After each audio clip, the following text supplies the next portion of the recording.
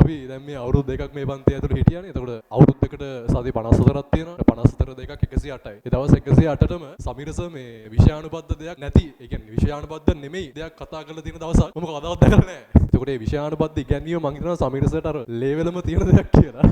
අපි පේපර් 20ක් ලියලා ඉන්න පන්තියක් විදියට, හරි. අපි මෙමරි ප්ලස් 100ක් ලියලා ඉන්න පන්තියක් විදියට, අපි A-level papers වල විවරණ බලන පන්තියක් විදියට, අපි සමීර සර්ගෙන් ඉගෙන ගන්න ළමයි විදියට මම හිතනවා අපි පොඩි පවුලක් කියලා. සිතින් මා නොසැලී හිඳින්දී කඳුල නුඹ ඇවිදින්